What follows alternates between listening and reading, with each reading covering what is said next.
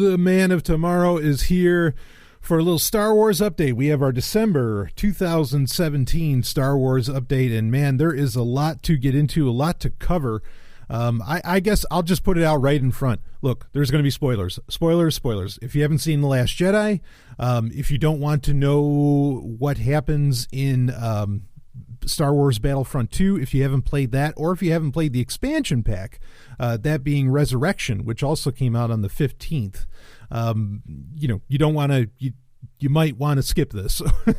So, because I'm just going to talk about it and I'm just going to let it ride. But yeah, we're going to cover Battlefront 2. We're going to give like a really full in-depth review of that. We're going to talk about Canto Bight, the book Canto Bight. We're going to talk about Cobalt Squardon, which was another book that came out actually on the 15th, same as the quote-unquote release day of The Last Jedi. We're going to review some of the comics that have been coming out as late, including recent issues of Poe Dameron, recent issues of Dr. Aphra. Woo, boy, Dr. Aphra.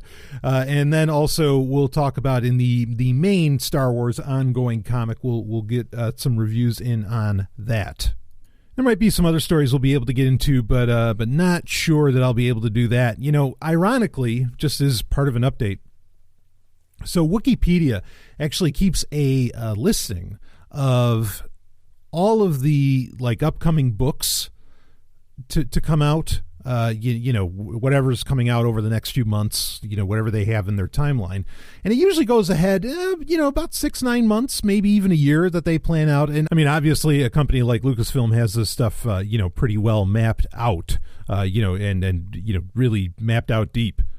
But I noticed, we actually, there aren't a lot of books planned. In fact, I think the next major book that I saw listed, well, I mean, there's the novelization, which is crazy that it's taking this long. But there's the novelization of The Last Jedi that's coming out in March, which is probably around the same time that the Blu-ray comes out for The Last Jedi.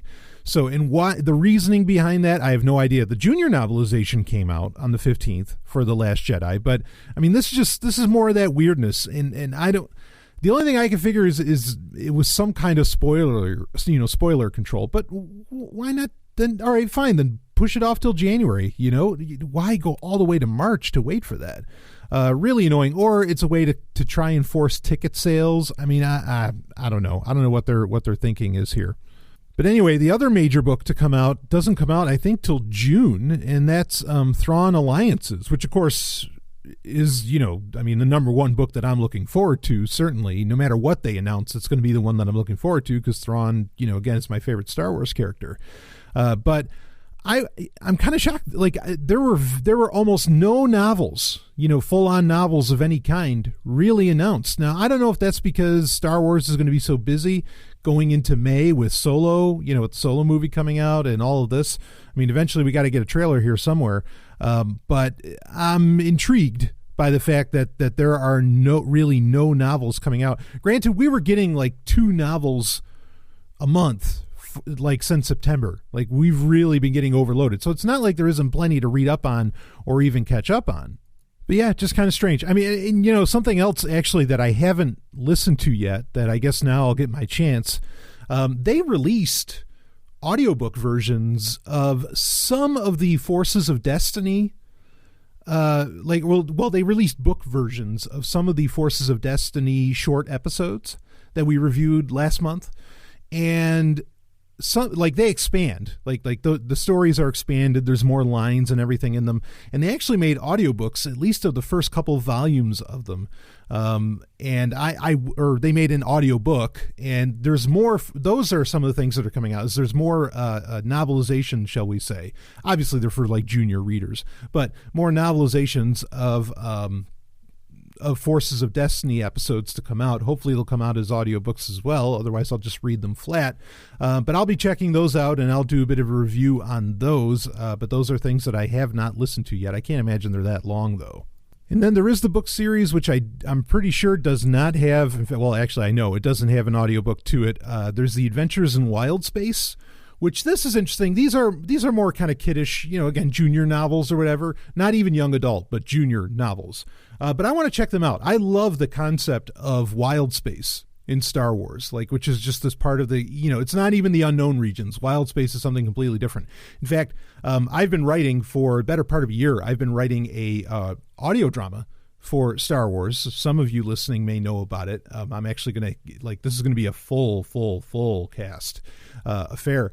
And, wild space is a big part of the story. So I want to check out and see exactly what they say, inside of these books. Granted, they're, it's a book for kids and kind of about kids, but I'm intrigued. What the hell, and these, back in the 90s, this used to be kind of a popular thing. Like, they had the Star Wars Galaxy of Fear books that were really great. Some of the best Star Wars books out there, but they're meant, they're like scholastic novels, like they were meant for people in I don't know, anywhere from 3rd to maybe 6th grade or something like that, whatever. And there were some other ones too, like The Glove of Darth Vader. There was that series that had the Emperor's son, what was the name, Triclops or something like that. All that was pretty good storytelling. And what was nice is, you could read a Star Wars adventure in very short order, inside of a couple hours, if that. So I'll be checking those out, and I will be doing some degree of a review on them as well, if there's anything really worth reviewing. But I'll talk about it and just say, if at the very least, I'll let you know if I enjoyed them or if I think, your kids would enjoy them. Though I can't imagine what kid doesn't enjoy Star Wars, regardless of its context. So there's all that. There's other books coming out in 2018. There is a guide to lightsabers written by Pablo Hidalgo. I'm hoping that that's like a full-on reference guide and not just something for children. There's going to be another book on vehicles and weapons, I think. A reference guide that'll be coming out. I'm definitely excited for those two. I mean, there's stuff coming out. It's just, it's not the amount. For a while here, especially throughout 2017, we were really getting like a novel a month, at least. And now there's like nothing. So, I mean, that gives me time to certainly, to consume other things. But I don't know. I don't know what's going on there. Maybe they're going to change their mind. Maybe they have other stuff that they want to announce. Certainly the comic book aspect of things is really heated up for 2018. You have the comic bookization, is that a term, of the original Thrawn book that's going to be coming out. And there's just a slew of other comics. I know we're getting into the comic book about DJ from The Last Jedi in January. Can't wait for that. And I'm sure there's a bunch of other stuff. But really, and we'll talk about this more later, the comic books is right now, in my opinion, is where Star Wars is really shining. Where the franchise is going in new directions, is making it sexy even, and very sexy. And keeping it, allowing for perhaps the older demographics to enjoy themselves. So, but we'll talk more about that later. So let's start talking about things here that we have on our list, because again, we got a lot to break down.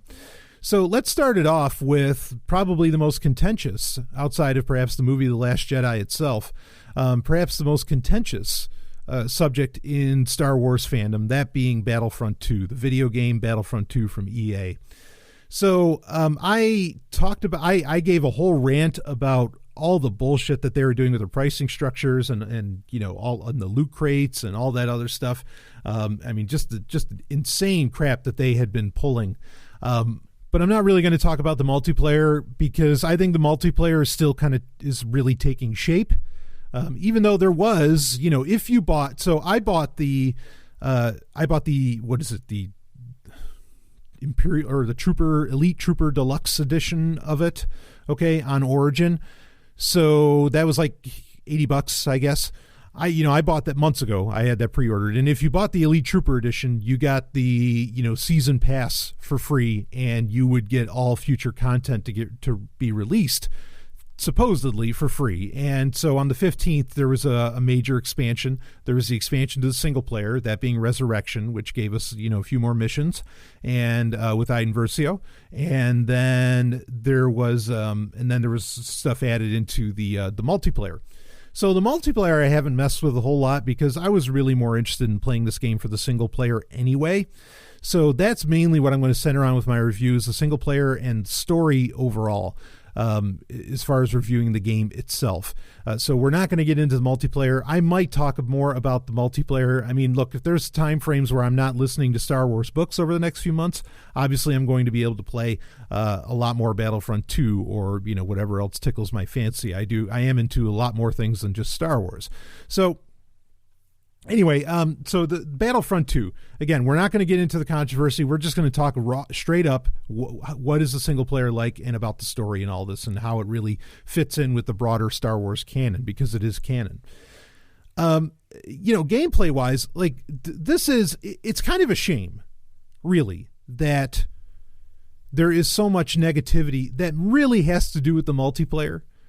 I mean, the one argument you can make against a single player is that it's short. Like, it's not like a long mission. You can top out the game really well under 6 hours, I think. But 6 hours is probably the average that I've heard that people have done it. And then you might get another hour or two out of the expansion pack that came out on called Resurrection, that came out on the 15th.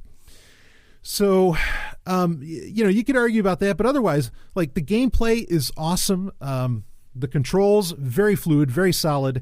There's a very nice mixture of hopping in vehicles, using things in the environment, heavy blasters and all that stuff that are mounted on tripods, getting access, hopping in, AT-ATs, AT-STs, even the more mount types. I don't think they call them, well, AT-MTs were a different thing anyway, but there used to be the AT-PTs, the personal transports, but that was back in the old expanded universe days.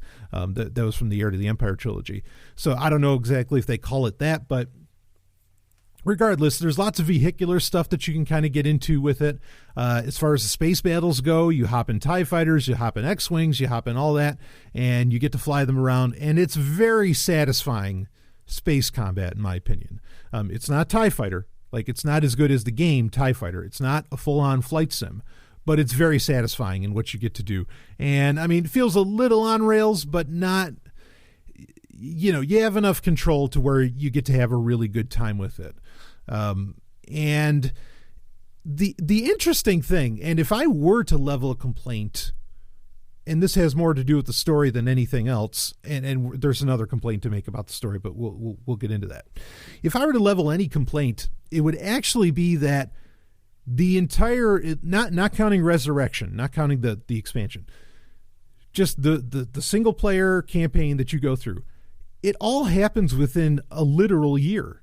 Because, again, spoiler alerts, folks. So it goes from, you start off, right, I mean, you're on Endor, you're talking about the rebel fleet amassing near Sullust, you're talking about all of that. You're going to Endor, you have the Death Star 2. So you're at the end of Return of the Jedi, which in the way Star Wars does its calendar, or at least for people that, for the fans, how they measure time, is you have what's called ABY and BBY.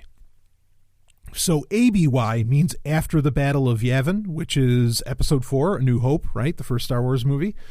And BBY means before the Battle of Yavin. Okay, so, Episode 4 is when the Battle of Yavin takes place.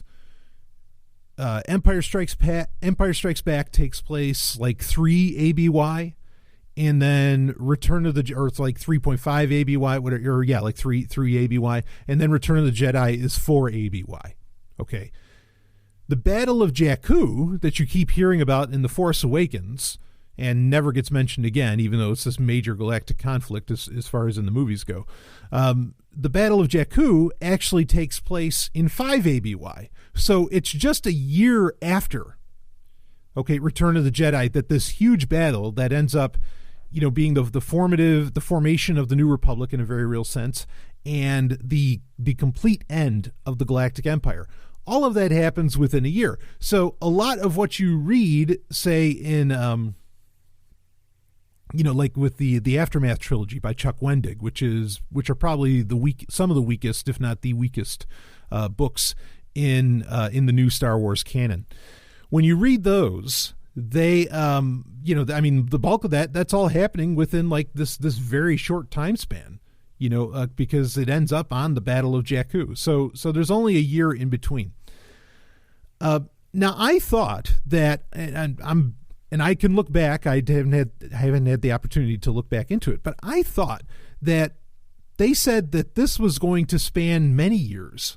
Like that there was going to be, I mean, okay, when you get to the end of the story, sure, it takes place decades later. But I thought they were saying that, like, you know, you would see this character of Iden Versio, who's the main character, the female character, played by just the amazing Janina Gavankar, that you would see her go through some kind of an evolution. But I guess that evolution really only happens inside of a year, which is kind of fast. I mean, yeah, you could say the gameplay doesn't last long. Well, the story goes through a pretty short time period, in my opinion, too. Way too short of a time period. So I won't go into, won't give like an overall, breakdown of the plot. But the basic premise is, again, spoilers. Okay, the basic premise is, and this is like as soon as Return of the Jedi is over, you go right into what's called the comic book Star Wars Shattered Empire, which has to do with Operation Cinder, which you find out the Emperor, pretty much, if the Emperor ever died, he had a plan for the Empire to destroy itself. Like he had set it up so that because his theory is that if the Empire can't defend the Emperor, then the Empire is a failure, and so let it all burn. And so Operation Cinder is all about destroying, actually the Empire destroying itself. Like, it has these plans where you destroy all the major planets in the Empire, you destroy all of the Emperor's, secret caches of weaponry and experimental labs and all this different stuff. You destroy everything, and so this, the first few missions of this game deals with Iden Versio and her team, that being called Inferno Squad, which, if you read the book, Battlefront II Inferno Squadron, which was a great book, by the way, you these characters, fairly well. You have, what's his name? Del Mico, and then you have Gideon Hask, who are part of it, and there was a fourth member, but she, spoiler alert, in Inferno Squad, the book, she dies. Anyway, so, you're following these characters, and what pretty much happens is, again, you're helping out Operation Cinder, and, you're paying attention, just like in the book Inferno Squadron. The character of Iden, she's under the command of her actual father, Admiral Versio, who, sends her on missions, whatever else. And it gets to the point where, as part of Operation Cinder, they have to destroy the Versio's home planet. And Iden has a problem with this. It was a Vandor. She has a real problem with this, and she's like, "Oh no, I'm not going to do this." And eventually, it ends up with a conflict where her and Del end up, separating from Gideon Hask, and Gideon Hask stays loyal, and they're trying to save this character named Gleb, who is that an Aqualish? I think she's an Aqualish. And the claim, which is interesting in itself, because here you find out you have to rescue this one person from your home planet because they're really good at training loyal officers. And obviously this fits in, or this would appear to fit in, with the plan of what to do for the First Order, even though when you get to the game Resurrection, maybe it's a different story. But anyway, so you have to save this, I think it's Aqualish.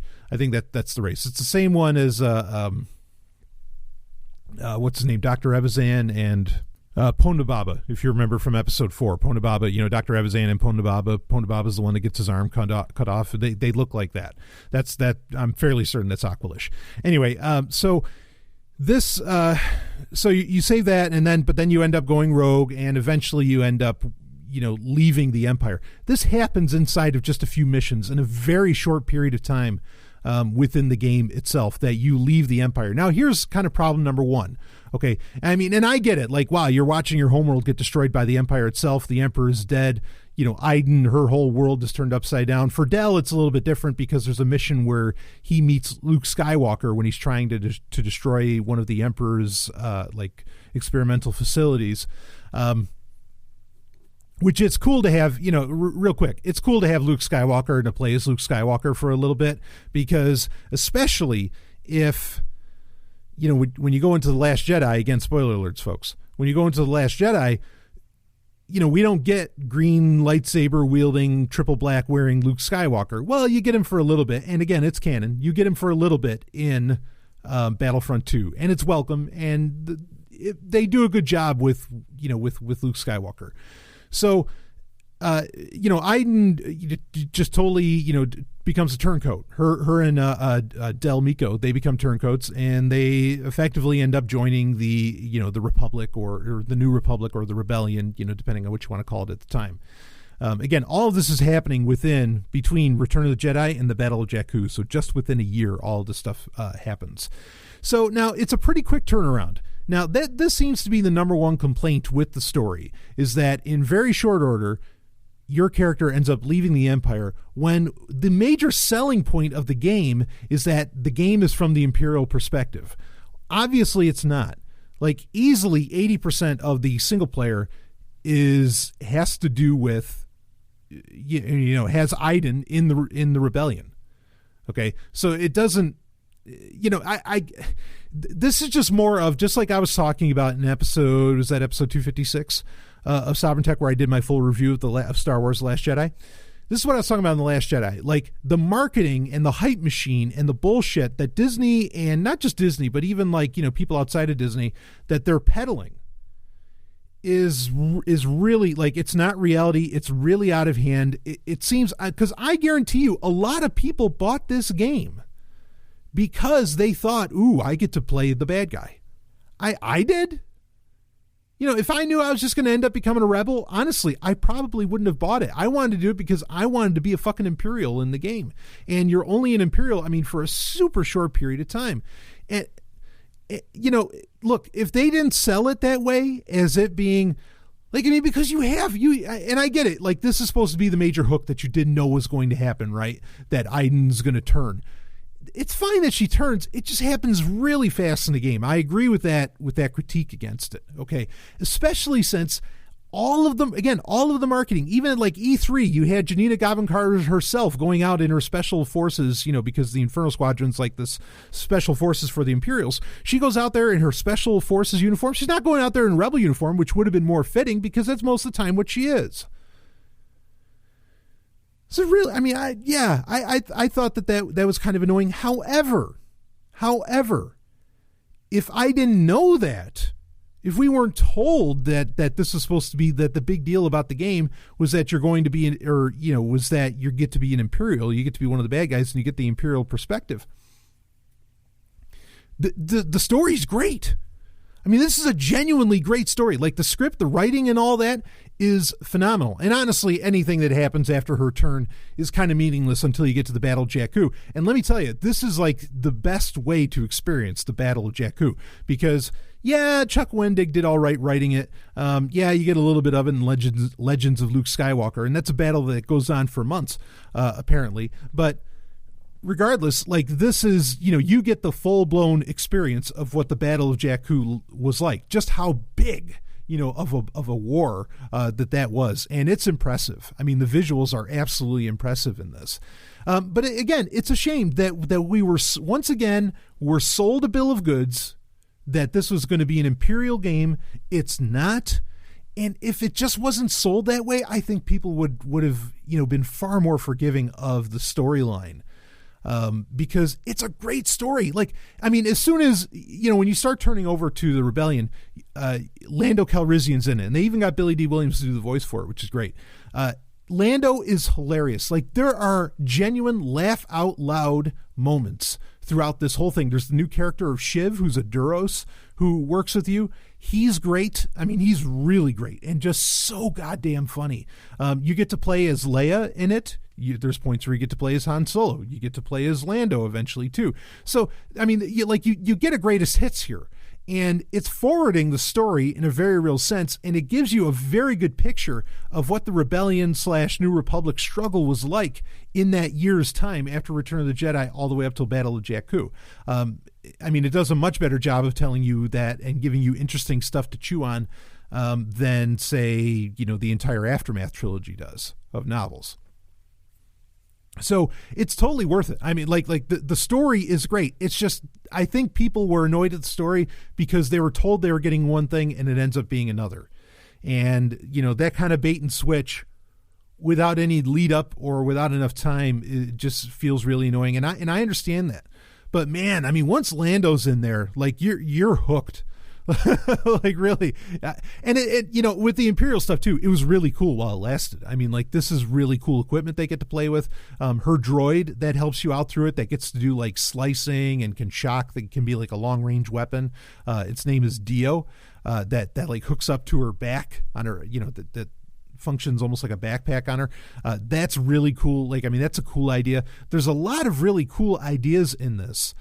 Even some of the force powers that Luke gets to use, where he, like, you know, kind of does almost like not a Superman punch, that's when you're flying through the air, but like a like a really heroic like punch to the, you know, to the ground, and it just, you know, sends fucking, you know, stormtroopers flying everywhere, you know, within a certain radius. That's really cool. There is an awesome, and again, understand this stuff's canon. You know, when you get to play Princess Leia on those levels, you're actually you're on Naboo, which is in Shattered Empire. You know, you find out why you're there.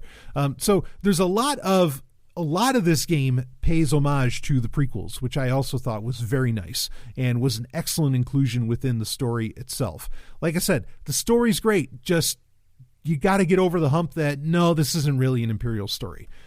If they didn't sell it that way, I think people would still be talking about how, holy shit, that was such a great story. And it was like, I mean, there's just genuinely funny fucking shit that happens in it too, which, you know, is a mark of Star Wars.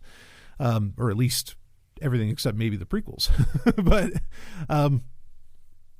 yeah, but on Naboo, like, you find out that, Queen Amidala at one point installed a very powerful weapon. Well, I mean, debatable if you want to call it a weapon, but, you know, I mean, the people of Naboo are kind of pacifists, and she installed an EMP that would generate from the palace in Theed if there was ever like a major invasion that would end up wiping everything out, which would make sense why she would install that, because, you know, during episode 1, you're dealing mainly with battle droids, and this would have wiped them out completely. And you know, you get to set the thing off, and I thought it was a really cool idea, because it fits in kind of with that what we know of Naboo culture, where again, it is kind of pacifist.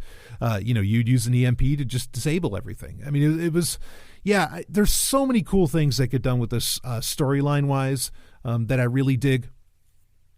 Now, you end off.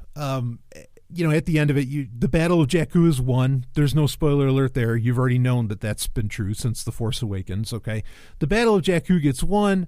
Pretty much, you know, Del Meeko, you know, Iden Versio and Shiv, they all survive. And they keep getting called, this is kind of cool, they keep getting called Inferno Squadron, even though they convert to the Rebellion. I thought that was kind of a nice touch, you know, that, oh no, they're still Inferno Squad. And like, well, okay. And then at the end of the game, you go forward, like it goes forward like 30 years. It goes pretty much right to the time of The Force Awakens. And you get to, for a brief moment, you get to play as Kylo Ren. And it's a pretty awesome moment. In fact, it's a very unique style of gameplay, because like what he's doing is that he encounters, you go back to the character of Gleb, who is working for the First Order, obviously, you know, training loyal officers, soldiers, whatever.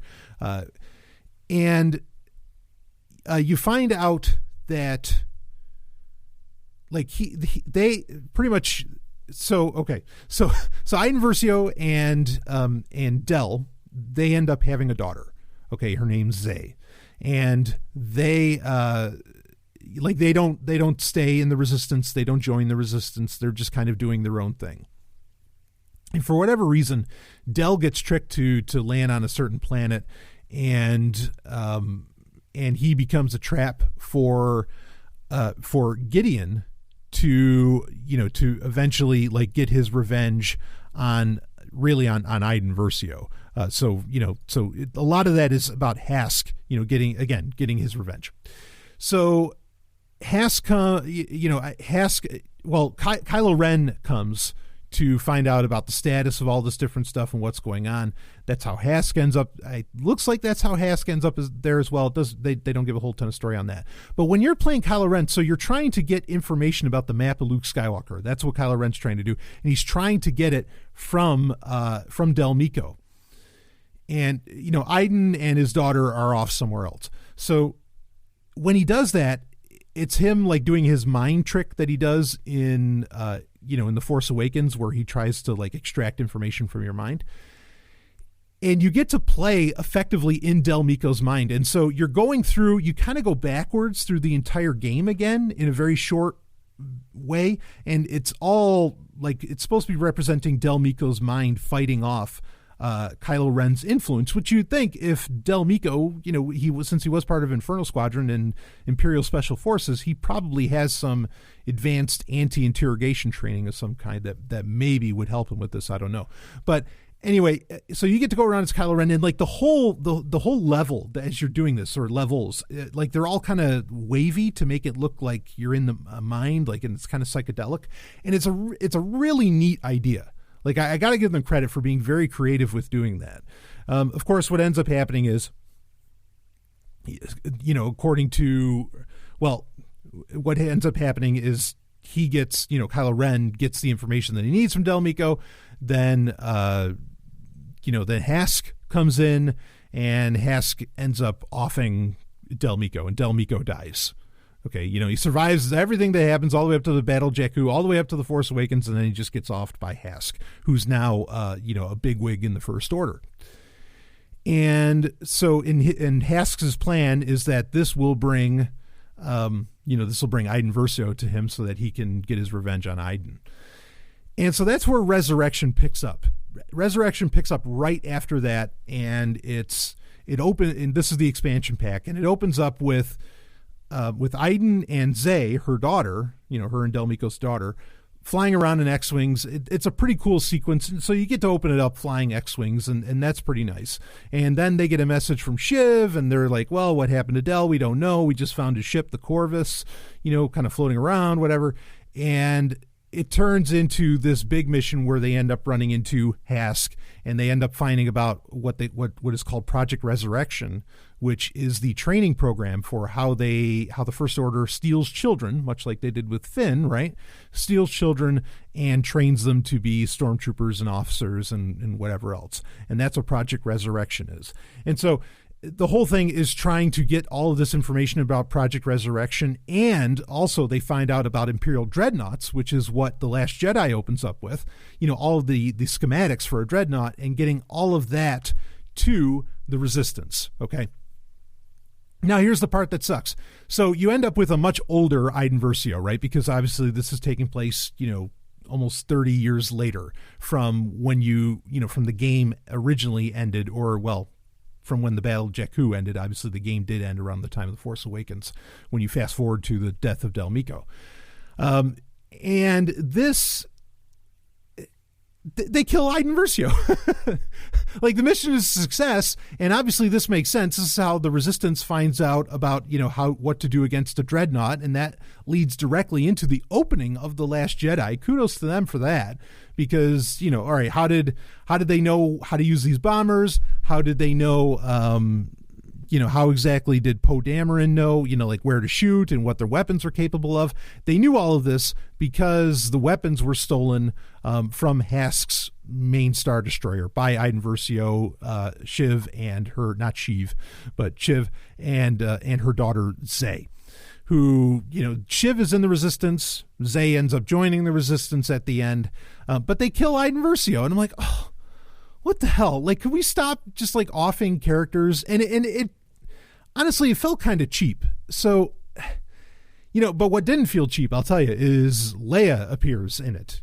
Old Leia, General Organa, as in Last Jedi, General Organa, is in it. And that was a pretty powerful moment when she shows up. And she sends Zay and Shiv off to, some other mission or whatever. So I thought it was cheap that you build up this character, you make such a big deal out of this character. You have Janita Gavankar appearing on the Jimmy Kimmel show, being this real ambassador for Star Wars and everything, and her character just gets offed.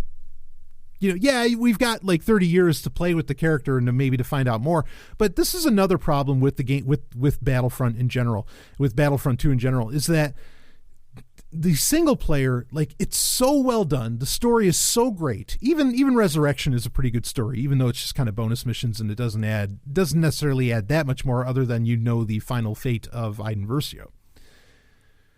And it leads in nicely to The Last Jedi, admittedly. But this is so expensive to do. I don't think we're going to get a lot more single player, because I mean, it's got to be crazy expensive to put together campaigns like that the way that EA did. And with the fact that, well, they're not making money off of loot crates right now. They're not making much money off. I mean, the only thing they're making money off is sales of the game. And even those sales have got to be tanking based upon, the extremely negative press that it's getting. I'm concerned that we're not going to, with what was such a great story and was so well done, was such a beautiful game. And really the single player especially was a beautiful game. I don't know if we're going to get more, and I'm really disappointed by that. Like that annoys the fuck out of me, because I think, considering the price we paid, yeah, we're due some more single player. So I don't know. We'll see what ends up happening, but right now, the way things look, I don't think we're going to end up getting more, and that is, in my opinion, that is just so fucking shitty. Because sure, I'll play the multiplayer a bit, but that's not my main selling point. Tell me a story. It's one of the best things video games can do, is tell a story. Multiplayer is great, but tell me a story. I want stories in my games. That's why I'm such a big fan of, of the Tensei games and of, Dragon Quest and, even Final Fantasy and all that, because I want the story. Give me a story. And that's why I'm a big fan of Star Wars, because the story is always so great. And the action's great too, which certainly this game delivers on the action. I mean, you really this feels so viscerally Star Wars, and the graphics are phenomenal. Like the lighting and everything just looks amazing. It really delivers on all fronts. So yeah, I'm pleased and at the same time disappointed, and I don't feel like I'm really going to end up getting my money's worth out of this game. And so I will not be, as I said in my previous kind of when I talked about in Sovereign Tech Prime, I won't be buying any future EA games unless I know that they've got this shit licked, or that we're going to get a lot more storyline or whatever. Like, they've got to do more. And it's a pity, because if they concentrated way more on that single player, I think they would have had a game that would have sold really, really well, But anyway, okay, I spent way too long talking about that. So let's start talking about the novels. Let's shift gears fast here. So the novels. So we had, I think it was December 4th, 2017, there was the anthology book called Canto Bight. Journey to the Last Jedi, Star Wars, Canto Bight. And these are 4 stories, I think it was 4, that have to do with the planet Cantonica. That's how you pronounce it. I know you would think it was Cantonica, since it's Canto Bight, Cantonica, but instead it's Cantonica, whatever. So this has to do on Cantonica. There are really no major characters whatsoever. These are completely standalone stories. They could have been released at any time. I can't think of a single bit of it that really pointed at any spoilers or anything that had any real bearing in The Last Jedi. I mean, you find out more around kind of the economy and culture around the Fathiers, those the Star Wars version of horses, the Fathier races and everything. You find out more about that. I mean, and really, I guess part of the pity is, as I said in my review of The Last Jedi, the Canto Bight sequence is the worst part of the film. It really takes away. And this book does nothing to add in to somehow make it more exciting or more interesting. It really doesn't. And the thing, part of I think this book's completely forgettable. Just completely forgettable. There maybe in the sequence in The Last Jedi, in the Canto Bight sequence, there might have been characters that were in that sequence that were mentioned in the book, but it doesn't matter. They don't do jack shit. Okay. How much time do you really spend on the gambling floor in Canto Bight in The Last Jedi? You really don't. Even though there's deleted scenes that supposedly go longer, whatever. Yeah, that'll be the day if we see those. Or, we'll see some of them, I'm sure, on the Blu-ray or something. But anyway, this book's totally forgettable, and I'll tell you why. Just like Canto Bight in The Last Jedi, where it's kind of the one area that didn't really feel like Star Wars. It seemed way too earthly. It seemed way too Las Vegas. Just way too earthly. The designs, everybody's wearing tuxes and all this stuff. Nothing about it really felt like, it was the one part of the movie that didn't feel like Star Wars, and that's part of what takes you out as well. Okay.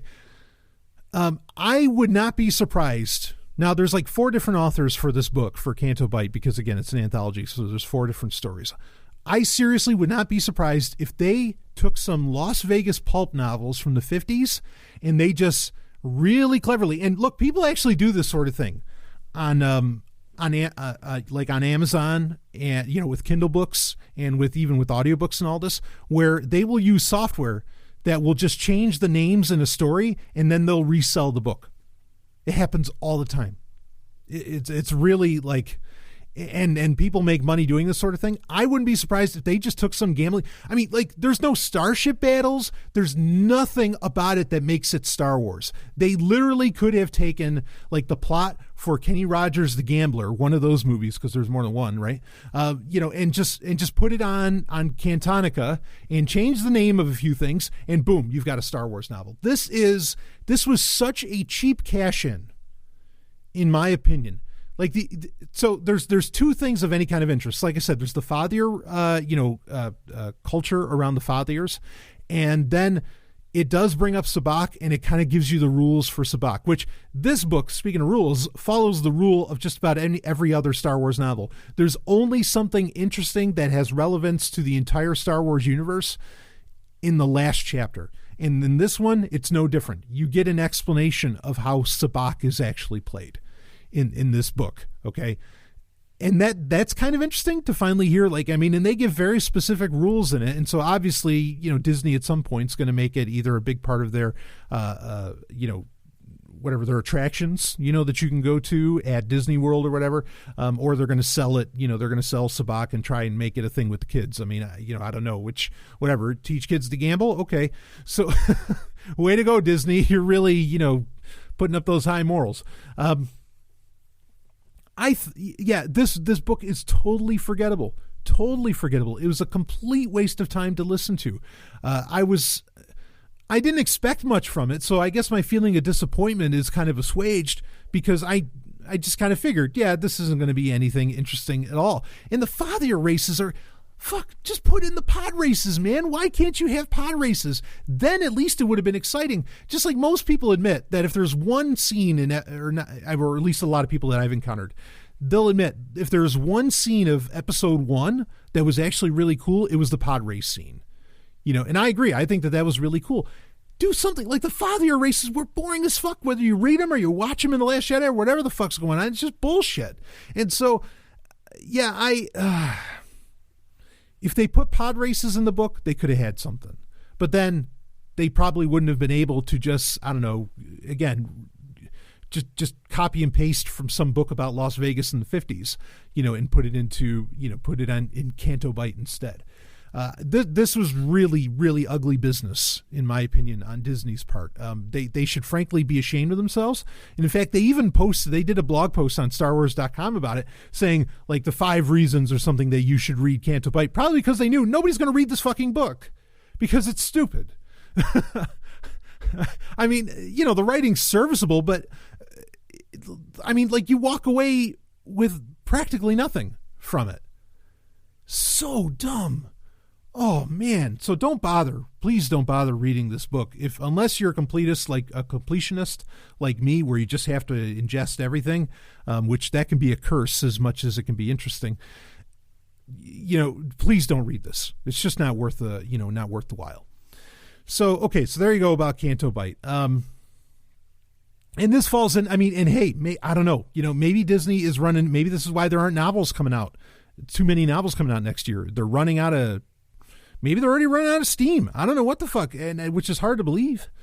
Maybe they're concerned. They don't know where things are going to go with episode 9. You know, maybe they have all these concerns. Like I said in my review of episode 8, you know, I said it. It's not like there was any really big secrets. Like there wasn't any like, okay, you know, the Star Wars universe has completely changed the way that it operates because of what happens in this movie, which is what I was expecting. And I figured that's why they were holding off and they were coming out with all these kind of cheap shot books, much like, you know, Canto Bight and some others. No. I cannot imagine Unless they're going to say that at some point, which is what I wanted them to say, but I don't expect it. Unless they're going to come out and say that, well, actually the dark side are the good guys because they're the only ones that'll be honest with you. And, well, if you look at the Star Wars saga, notice it's always the Sith that are actually telling the truth. Have you noticed that? Yeah. Think about it. It's true. It's the Jedi that are always lying. It's the good guys that are always lying. So, unless they're going to come out and say that, like, I can't picture that somehow the Star Wars universe is just going to fundamentally change somehow. Like, Disney is clearly not interested in going that distance. At least not in the movies or seemingly in the books. So, okay, let's talk about the other book, the book that came out on the 15th, which this isn't a junior novel, but definitely on the younger adult novel side. And this book is Cobalt Squardon. And it has to do with, the main characters really are Rose and Paige Tico. Now, again, spoiler alerts, Paige Tico dies within, the first 20 minutes of The Last Jedi. And so you get a little more understanding in this book of where Rose comes from, where Paige comes from, their kind of relationship, what they've gone through, why Rose seems to be so brilliant when she's just like this simple worker, aboard the Radis. How did she even get aboard the Radis, etc.? You get a greater explanation of how the Star Fortress bombers work, which I think those were one of the really cool aspects of The Last Jedi, which those are the ones that drop the bombs, like right on that dreadnought in the beginning. You get a better understanding of how those function and operate and all that. You learn a lot more. You learn about that symbol, which I figured as much, that the Cobalt Squardon book would explain, like, what's this like yin yang thing that that Rose is wearing, and that Paige probably had one too, or that she had one too, and that you find out that's actually like the shape of the star system that they come from. I gotta admit, okay, like, having an Asian character, okay, or having Asian actresses, like Rose and Paige, okay, like, Star Wars kind of got into a little bit of can I use the term racialism? And having the yin yang represent their system and all this stuff, like, it was they were getting a little too much on the nose, not to say I necessarily have a problem with that, but it was kind of, it's like, okay, you got the Asian person and they're wearing a yin yang, like, come on, aren't we getting a little too shallow here? That's maybe the term I'm looking for, where it just felt very, very shallow. And even the way that they explained it, how it all worked on their planet, it was a little weird. And like, they even talked about how they grew up in caves, sort of, and how they came out to see, like, this really bright sun, and that's why their eyes probably evolved that way, blah, blah, blah. I mean, they're trying to, like, evolutionarily explain Asians. And it came off kind of weird, because it's like, well, that's a little deep for a kid's book, don't you think? So anyway, but otherwise, nothing major really happens in this book. It's interesting to find out more about how the Star Fortress bombers work, to get a little insight into Paige and Rose's relationship, as it were, and you find out that Rose, like, really looked up to Paige, like that she listened to her about everything. And so it helps make The Last Jedi make a little more sense, I guess. And with the audiobook's like 4 hours long. So, I mean, you can knock it out in pretty short order, especially if you listen to 2X, well, and you listen to it in 2 hours. So yeah, just a basic book, but because it's so short, like, I don't mind it, because it's like a really short adventure, and you kind of get the point of what it's meant to do.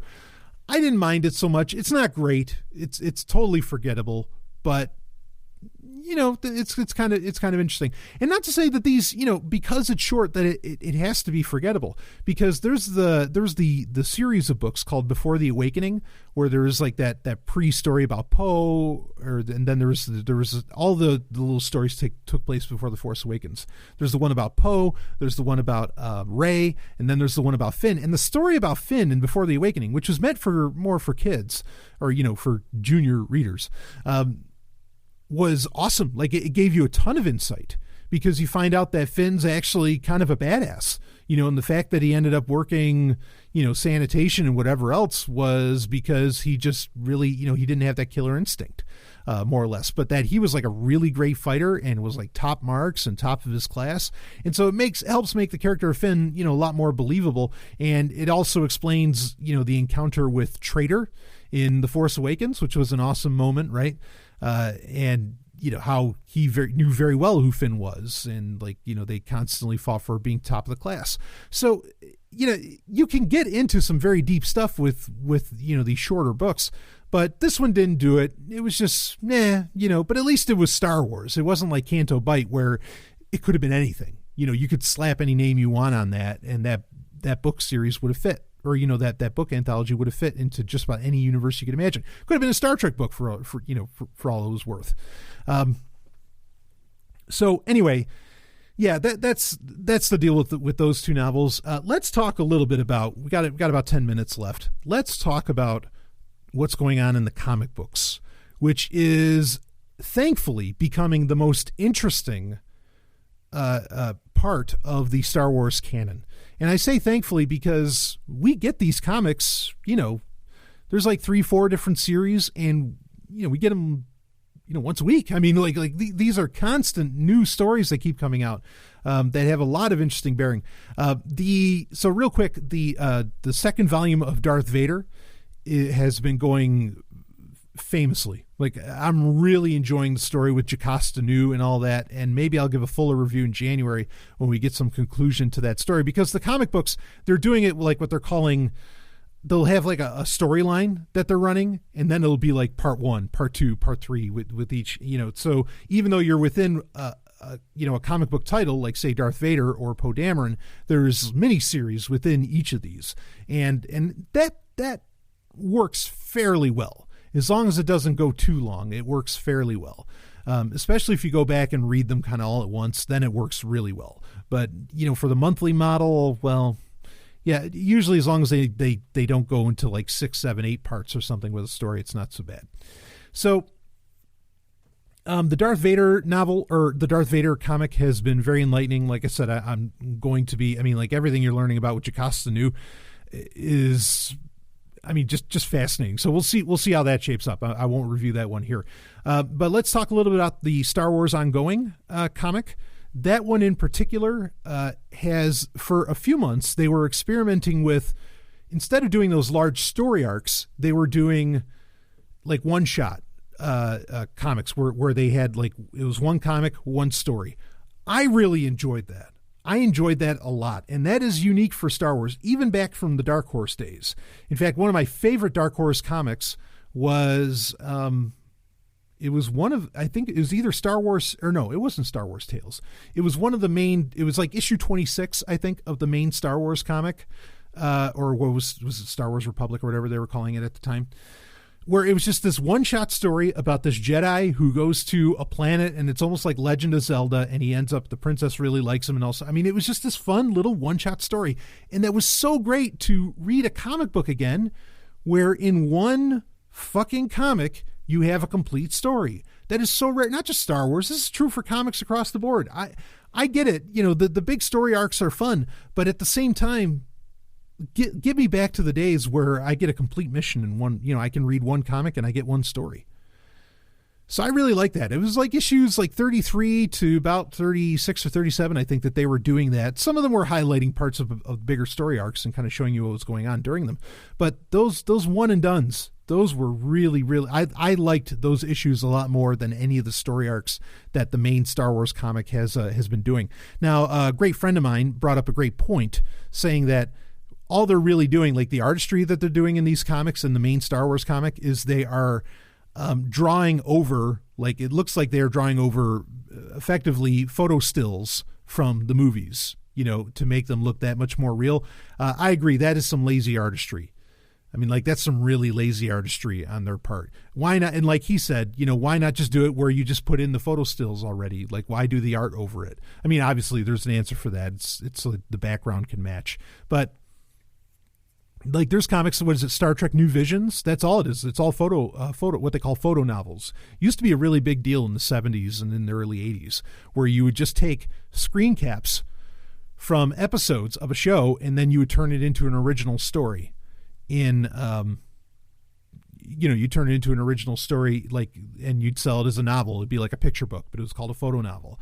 These were really awesome. Battlestar Galactica used to do them back, the real Battlestar Galactica from 78 and all that. So yeah, I get that. So the Star Wars, and right now they're on their storyline where they go back to Jeddah after the events of Rogue One. And it's been nice to get the inclusiveness of the story of Jyn Erso and, of everything that happened there. That was really cool. I mean, Jeddah's still effectively kind of around, at least in this story so far. And what also was really nice about this storyline with the Jeddah storyline, which, I mean, it's been okay. It's not like been knocking my socks off. With the Jeddah storyline, they've been doing a phenomenal job of, they brought in a character from the first volume of the Darth Vader comic books.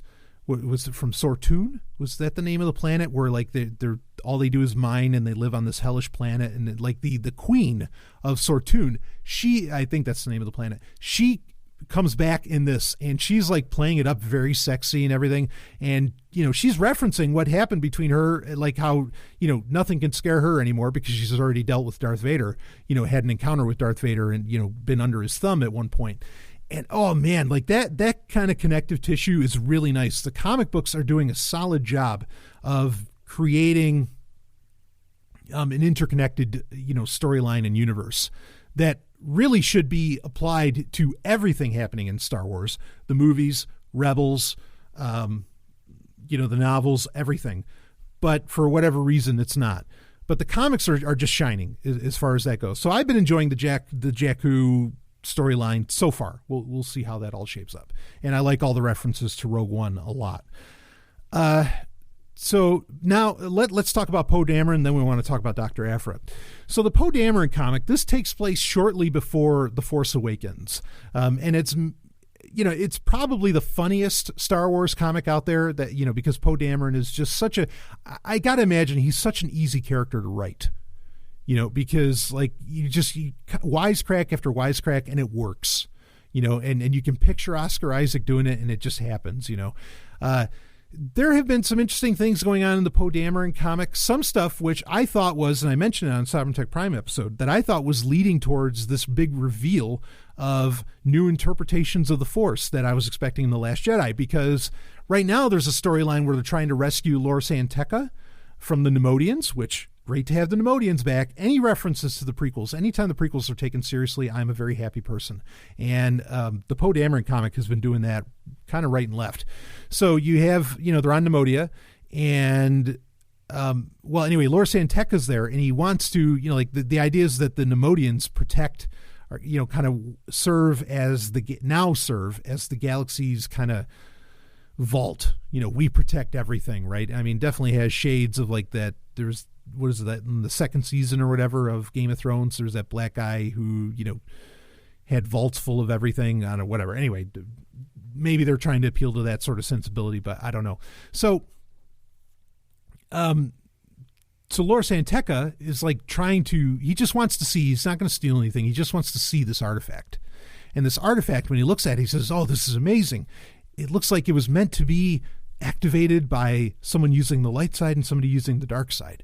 I'm like, oh yeah, okay, we're going to get into the Gray Jedi. Like at one point, and in fact, I think he even explicitly says it, that there was a point where like that light and dark kind of coexisted. They lived together.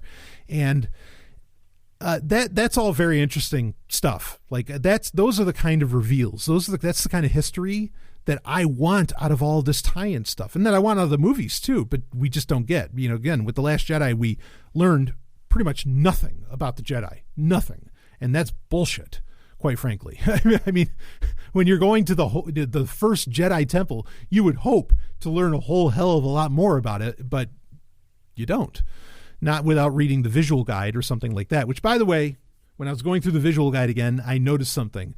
The Praetorian Guards, the red, the guys in red for Snoke's guards and everything in The Last Jedi, one of their fighting styles that they've learned is Taras Kasai, Woo, that means it's canon, baby. Now, Taraska Sai, that was a PlayStation game. It was a fighting game, which you would think would make sense for Star Wars, like that would kind of work. But the game's honestly terrible, and it's like ridiculously hard, especially when you get to Darth Vader. But the game is called Masters of Taraska Sai. It's supposed to be like, like Tekken, but Star Wars. And the fighting style in that's practiced by, I think the main character's name is Arden Lin. The fighting style in it is called Taraska Sai. And so that's just like a fun tidbit that's in there. Anyway, so these are the kinds of things that I want to like be heard, that I want to see in the movies, that I want to like see more of the connective tissue in a bigger way, that happens. And maybe they're still going to go somewhere with this whole Grey Jedi stuff. I don't know, but Poe Dameron was the comic book was really pointing at that pretty hard. So Poe Dameron, and it's exciting stuff. The action in it is great. I feel like when I read Poe Dameron, I feel like I'm reading like classic Marvel G.I. Joe comics. They're really, I think they're just about that good. And Leia's in it, and so that's dynamite to any time to encounter that character. I don't want to say it's the best comic out there for Star Wars. Maybe the best ongoing right now for Star Wars is the Poe Dameron series. I'm really, really enjoying that. So anyway, all right, we got a few minutes. Let's talk about Dr. Aphra here. Now, this comic has been touch and go. Like, there's this whole storyline that revolves around her trying to find this. Well, she wasn't really trying to find it, but she loses her title as doctor, her archaeological credentials, right? And then she's trying to get them back. She ends up like finding this ancient city in space that's like on an asteroid. This ancient battle, like literally thousands and thousands and thousands of years ago, happened and everything. And she meets this, and she ends up stealing this crystal that supposedly carries with it the consciousness of an ancient Jedi named Rur. Well, it turns out that, and he calls himself the immortal Rur. Turns out, it's some kind of programming, but it's not exactly perfect. With what's going on there, as far as like maybe it wasn't a perfect representation of this Jedi. And so, the storyline gets a little weak around that. I liked it when Dr. Aphra was with Luke Skywalker during the Screaming Citadel miniseries, which we covered in last month's Star Wars update. But there's been little hints here and there where Aphra seems to be a person that really expresses her sexuality, and if she's not bisexual, she's definitely a lesbian at the very least. She might be bisexual though. And there is this Imperial commander who you find out about this, her name. Well, she ends up becoming Inspector Lieutenant, but her name's Tolvin, Magna Tolvin, I think her name is. And like they start building up kind of this relationship and everything. And also the other cool thing about the Dr. Aphra comic is the characters of BT and 000, which are these like literal killer robot version, or like they're all in black, these mirror versions of C-3PO and R2-D2, and those characters are hilarious, and you get Black Karen Stan, who he's lots of fun, the big Wookiee there. This comic, it kind of has ups and downs, and this is one where some of the storylines I felt went too long, like they spent too much time on it. But just the last issue that they did, which is the second part of their latest storyline, where they're exploring more of this relationship between the woman, Inspector Tolvin and Dr. Aphra. Ooh, it's heating up. Like I am very pleased that Disney is at the very least allowing Marvel to explore, this lesbianism and a bunch of other stuff within the Star Wars universe and making it pretty sexy. They're really, really making Dr. Aphra a very sexy character. I am enjoying the hell out of that comic book, even though, like I said, a couple points, the story went way too long, way too fucking long. But otherwise, like the abstract and kind of the bigger picture being painted is incredible. And I get the sense that Dr. Aphra is going to be, if we're ever going to get where a literary character jumps onto the screen in a big way, Dr. Aphra is probably going to be our first one to do that. Other than maybe Sana Solo from the main Star Wars comic, because Staros, actually her real last name is Staros. Sana Staros is probably going to be in the Solo movie. I don't know. I shouldn't even say that. I don't know, but it's a good bet. So, and she's a cool character too. I mean, a lot of fun stuff going on, as far as that goes, that you've seen in a lot of the one-shots recently that existed within the Star Wars main comic book. Another quick thing, okay, I'm going to leave you with this. So the Dr. Aphra comic, you want to be reading this. Lots of fun, lots of interesting stuff going on, ancient history, all of that, lots of sexuality, and it leads in very nicely to what I think is one of the more brilliant Star Wars stories told in recent memory, that being the Screaming Citadel, where it's very kind of Castlevania. But I'm going to leave you with this. Something else that gets explored in the Poe Dameron comic a lot is just how, and you kind of get hints in this in other tie-in material, like that the Resistance specifically, the Resistance treats their droids like humans. Like they treat their droids as people. They really respect droids. Now, it's interesting, in The Force Awakens, Rey also treats BB-8 a lot like it's a person and won't let BB-8 get slaved or anything and, treated incorrectly or whatever.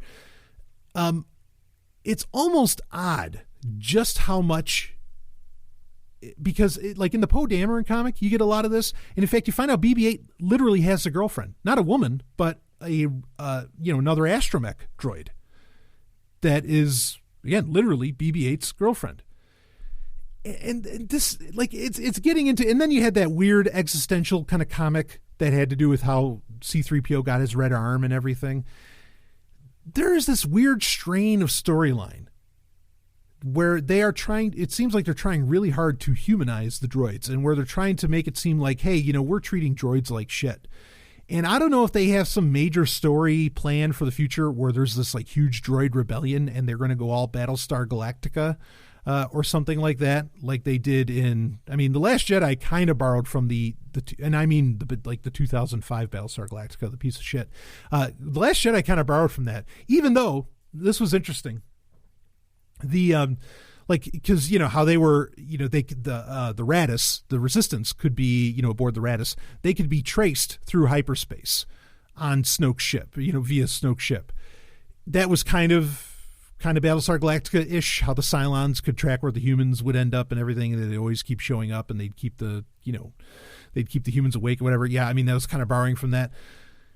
But it was interesting that, in fact, I said this back when Rogue One came out. I said, when they're on Scarif, okay, and Jyn and Cassian are going through, they're trying to find the Death Star plans, and they're like mentioning all these other plans.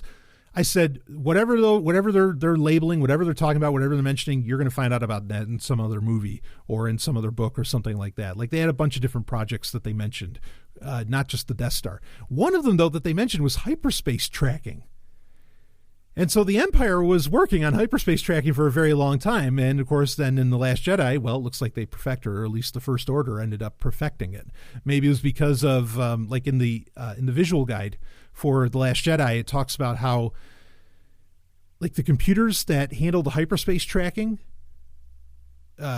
tracing people with, or tracking people within hyperspace, the computers that handle that actually exist within a hyperspace bubble that allows them to do faster computations, kind of like a quantum computer, but I guess in this case it would be a hyperspace computer, which I thought was really, really fascinating that was there.